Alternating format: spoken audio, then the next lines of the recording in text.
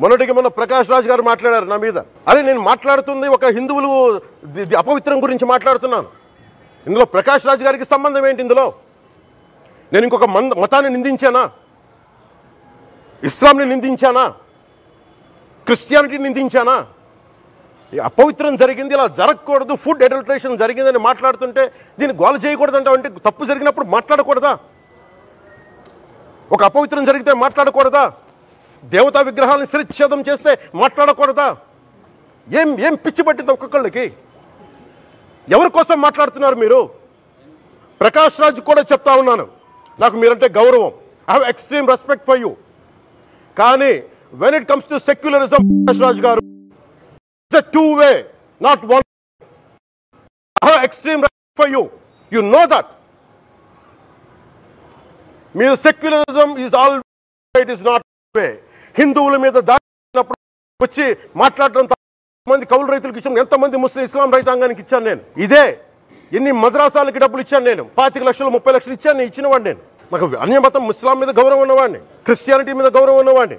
చిన్నప్పటి నుంచి కూర్చొని మిషనరీ స్కూల్లో చదువుకున్నవాడిని. నా టీచర్ చెప్పిన సూక్తి, తను తగ్గించుకున్నవాడు హెచ్చింపబడిని చెప్పి బైబుల్ సూక్తిని ప్రతిసారి కోట్ చేస్తూనే ఉంటాను. ఇది నా గౌరవం, ఇది నేను చూపించే గౌరవం. మీరు మాట్లాడితే కూర్చొని నేను పాటించే ధర్మానికి అపవిత్రం జరిగినప్పుడు మాట్లాడకూడదు, మౌనంగా ఉండాలి. సెక్యులరిజంకి విఘాతం అంటే ఏంటి? సెక్యులరిజంకి విఘాతం నా ఇంటి మీద దాడి జరిగినప్పుడు నేను మాట్లాడకూడదా? నా ఇల్లు 10 మందికి ఆశ్రయం ఇస్తుంది. నా సనాతన ధర్మం అన్ని ధర్మాలకి ఆశ్రయం అయితే దానికి దాడి జరిగినప్పుడు, దాని మీద అపవిత్రం జరిగినప్పుడు దానికి కూడా మాట్లాడకూడదంటే ఏం మాట్లాడాలి మీతోటి? ప్రకాష్ రాజ్ గారు, you have to learn your lessons. I respect you.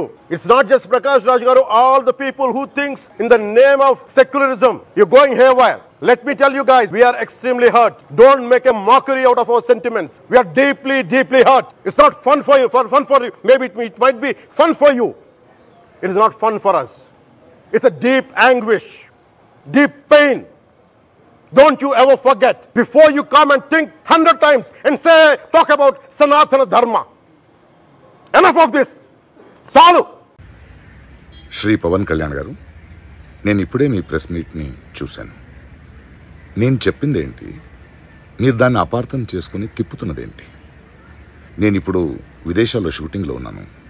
30వ తారీఖు తర్వాత వచ్చి మీ ప్రతి మాటకి సమాధానం చెప్తాను.